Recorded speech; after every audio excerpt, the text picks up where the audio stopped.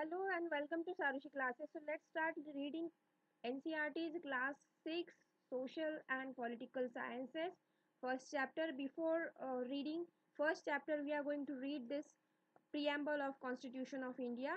So the Constitution of India Preamble.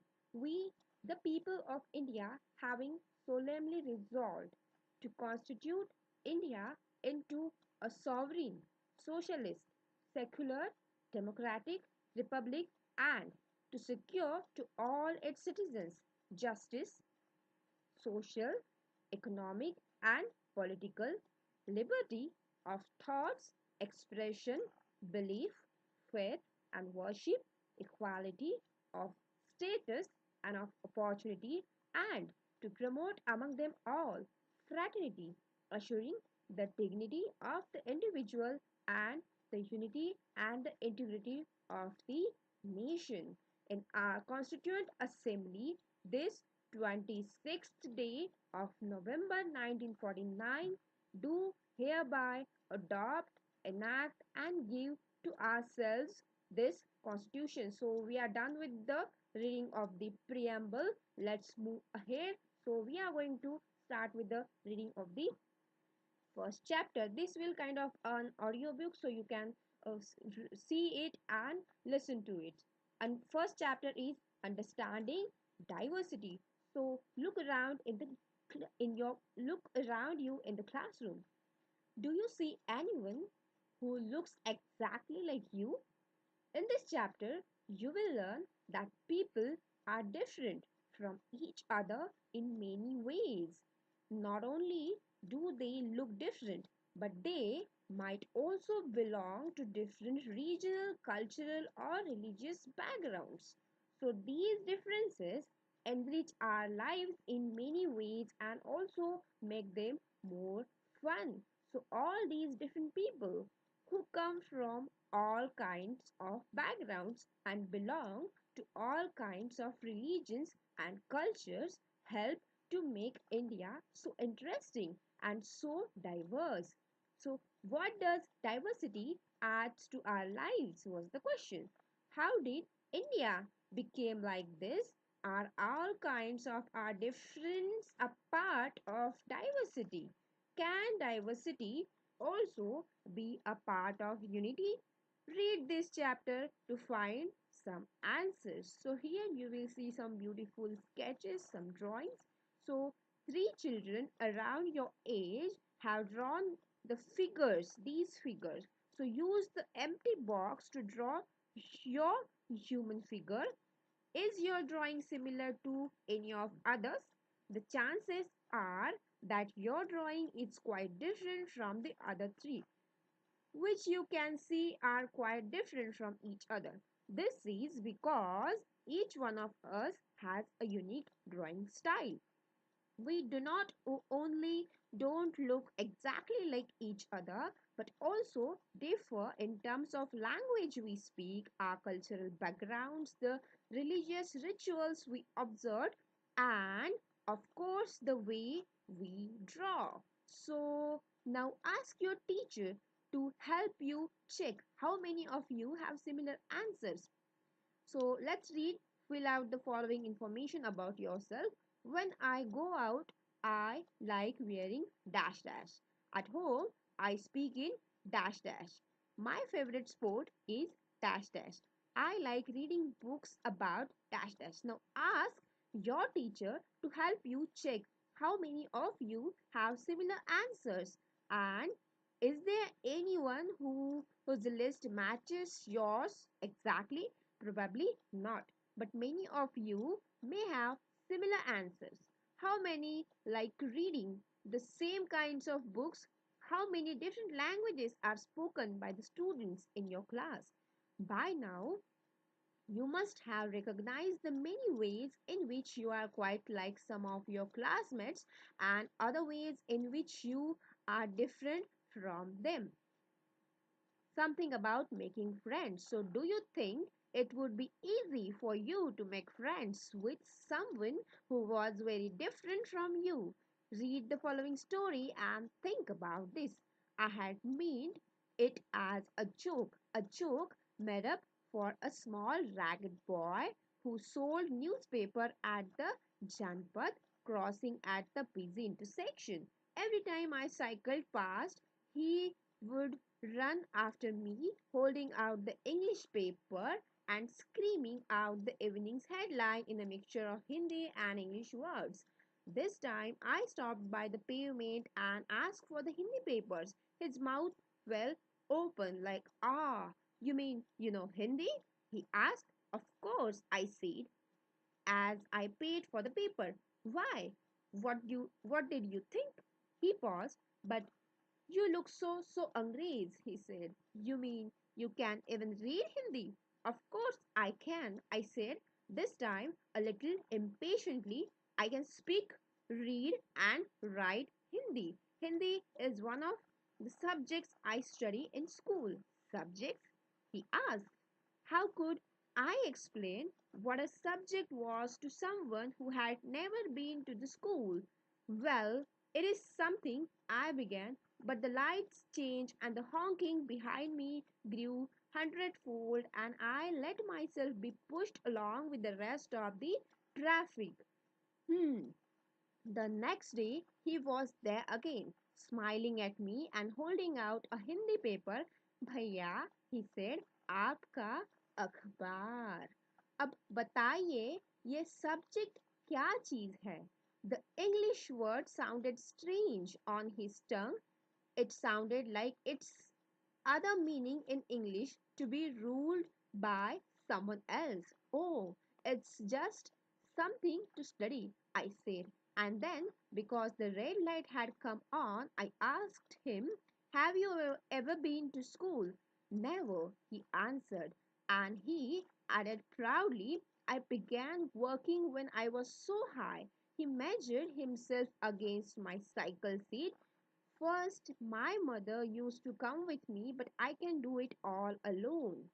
Where is your mother now? I asked, but then the lights changed and I was off. I heard him yell from somewhere behind me, she's in Meerut. With the rest was drowned out.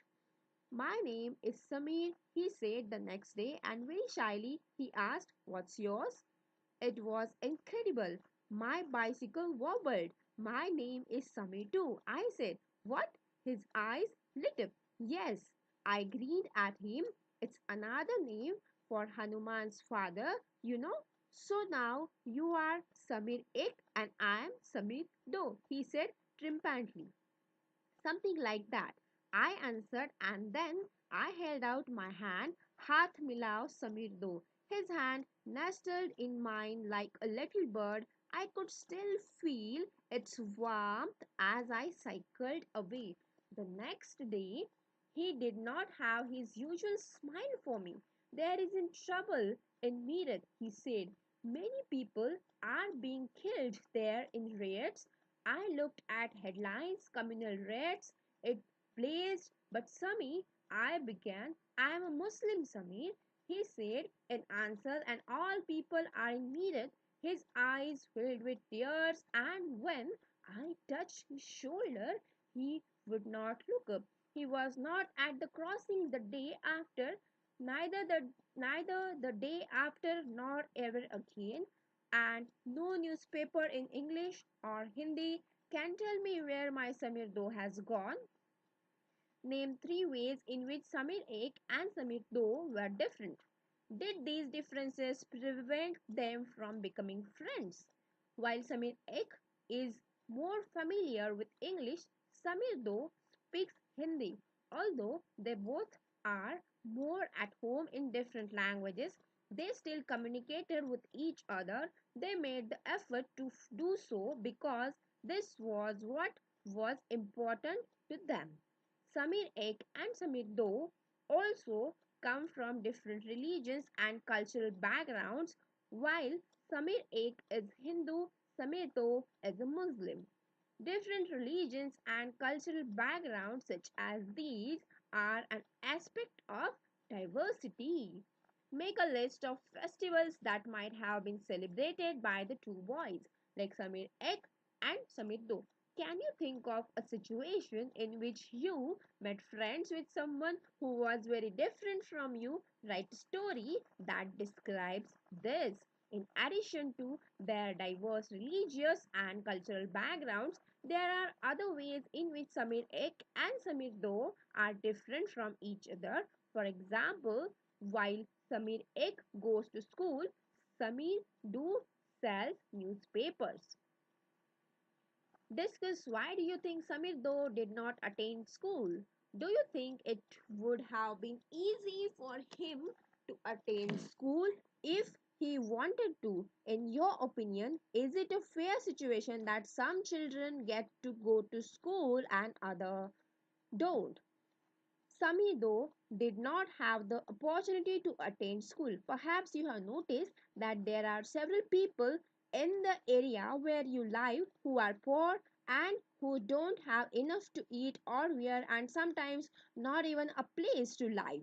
This difference is not the same as the one we have seen earlier. Here we are talking not of difference but of inequality. Inequality comes about when a person does not have the resources and opportunities that are available to other persons.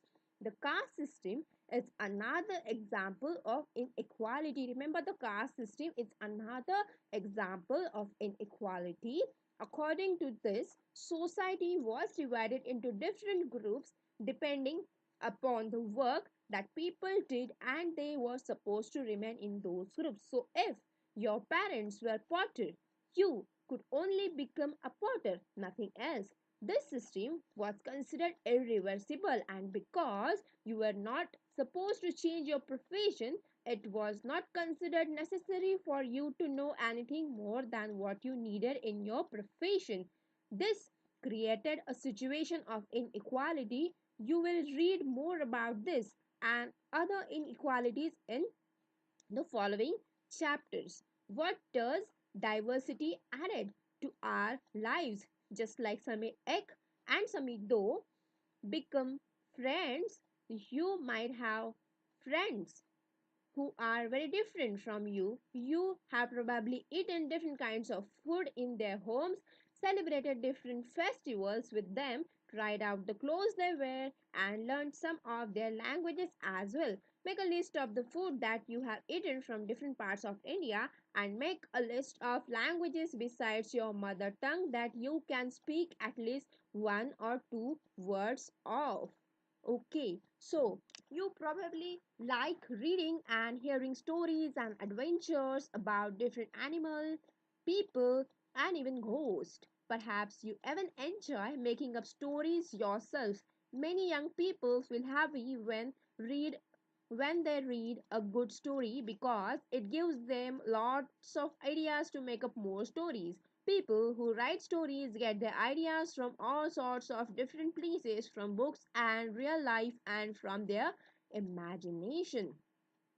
Some may have lived in forests close to animals and chosen to write of their fight and friendships. Others read real accounts of kings and queens and wrote stories about love and honor. Some dipped into their own childhood memories of schools and friends and wrote stories of adventures. Imagine if all the storytellers and writers that you have heard and read so far were forced to live in a place where all people wore the same two colors, red and white, ate the same food, maybe potatoes, took care of the same two animals, for example, the deer and the cat, and to entertain themselves played snakes and the ladders. What kind of stories do you think they would write? Imagine that you are a writer or an artist who lives in the place described above. Either write a story or draw a picture of your life here. Do you think you would enjoy living in a place like this? List 5 different things that you would miss the most if you lived here. Next is Diversity in India. So, India is a country of many diversities. We speak different languages, have various types of food, celebrate different festivals, practice different religions. But actually, if you think about it, we do many things that are similar except that we do them in different ways. How do we explain diversity? A little more than 200 years ago, or long before the train, aeroplane, bus, or car became a part of our lives, people traveled from one part of the world to another in ships, on horses, on camels, or on foot.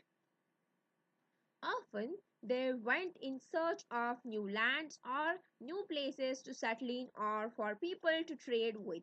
And because it took so long to travel, once they got to a place, people stayed there often for a long time.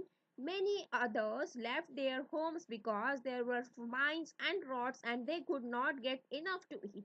Some went in search of work, while others left because there was a war. Sometimes as they began to make their homes in new places, people began to change a little, and at other times they managed to do things in the old ways. So, their languages, food, music, religion became a mix of old and the new, and out of this intermixing of culture came something new and different.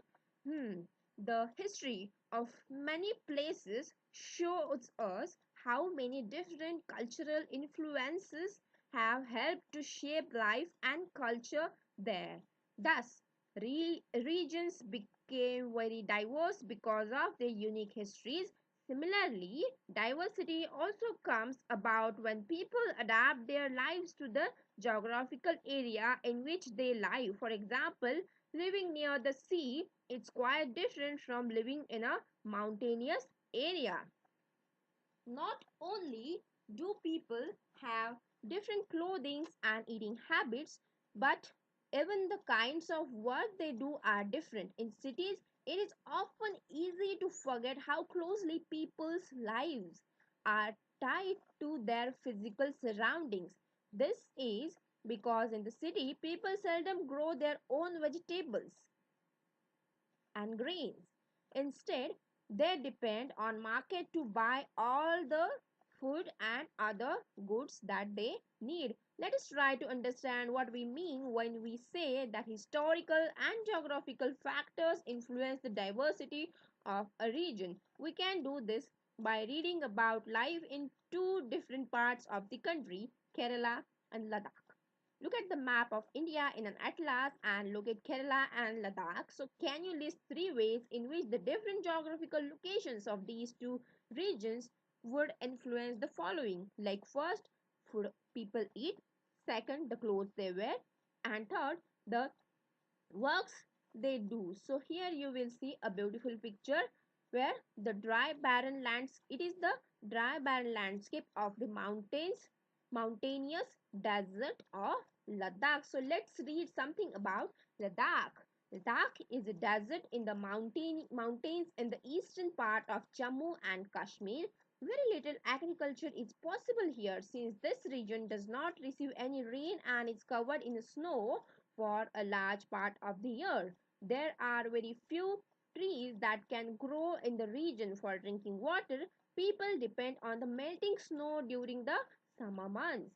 People here keeps ships, and the sheep in this region are special because they produce pashmina wool. This wool is priced and pashmina shawls cost a lot of money. The people in the Ladakh carefully collect the wool of the sheep and sell this to traders from Kashmir.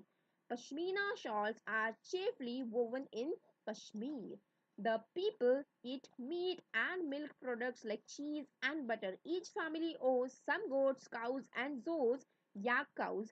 Being a desert did not mean that Ladakh did not attract its share of traders. It was considered a good trade route as it had many passes through which caravans traveled to what is today called Tibet. These caravans carried textiles and spices, raw silks, and carpets. Buddhism reached Tibet via Ladakh. Remember, Buddhism reached Tibet via Ladakh, and Ladakh is also called Little Tibet. Islam was introduced in this region more than 400 years ago, and there is a significant Muslim population here. Ladakh has a very rich oral tradition of songs and poems, and local versions of Tibetan national epic, the Kesar Saga, are performed and sung by both Muslims and Buddhists. So here you will see the picture, women weaving a pashmina shawl. Next we are going to read about Kerala. So Kerala is a state in the southwest corner of India. It is surrounded by the sea on one side and hills on the other. A number of spices like pepper, cloves and cardamoms are grown on the hills. It is spices that made this region an attractive place for traders. Jewish and Arab traders were the first. Remember, Jewish and Arab traders were the first to come here. The Apostle of Christ, Saint Thomas, is believed to have come here nearly 2000 years ago, and he is credited with bringing Christianity to India.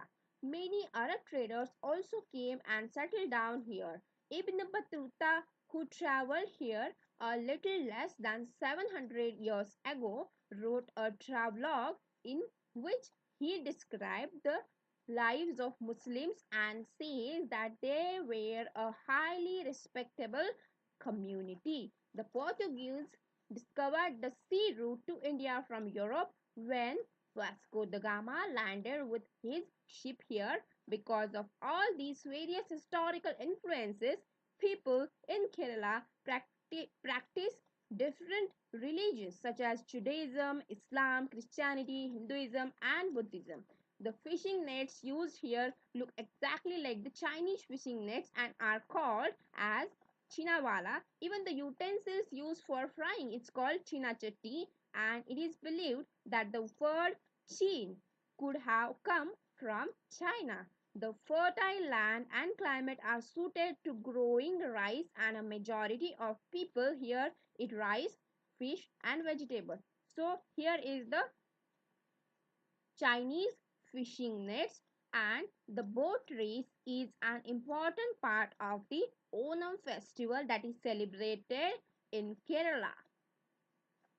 While Kerala and Ladakh are quite different in terms of their geographical features, the history of both the regions has seen similar cultural influences. Both regions were influenced by Chinese and Arab traders. It was the geography of Kerala which allowed for the cultivation of spices, and the special geographical location of Ladakh and its wool that drew traders to these regions. Thus, history and geography are often tied in the cultural life of the region. The influence of diverse cultures is not merely a thing of the past. Our present lives are all about moving from place to place for work, and with each move, our cultural traditions and way of life slowly become part of the new place we are in. Similarly, in our own neighborhoods, we live close to people from several communities. Our daily lives are about the ways in which we do things together and hear stories about each other's lives, customs, and traditions. Now, something about the term unity in diversity. So, India's diversity has always been recognized as a source of its strength. When the British ruled India, women and men from different cultural, religious, and regional backgrounds came together to oppose them. India's freedom movement had thousands of people of different backgrounds in it. They worked together to decide joint actions. They went to jail together and they found different ways to oppose the British.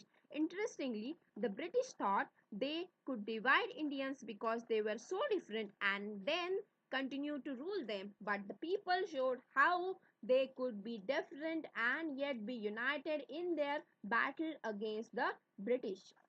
Don't forget the days of blood, oh friend. In the midst of your happiness, remember to shed a tear for us. The hunter has torn away every single flower. Do plant a flower in the desert garden, dear friend. Having fallen to bullets, we slept in Jallianwala Bagh to light a lamp on this lonely grave, O friend. The blood of Hindus and Muslims flows together today. Do soak your robe in this river of blood, dear friend. Some rot in jails while others lie in their graves. Do shed a few tears for them, O friend. Indian People's Theatre Association IPDF.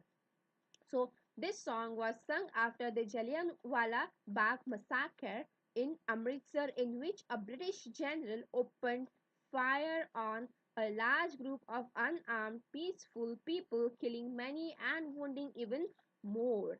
Men and women, Hindus, Sikhs and Muslims, rich and poor, had gathered to protest against the British.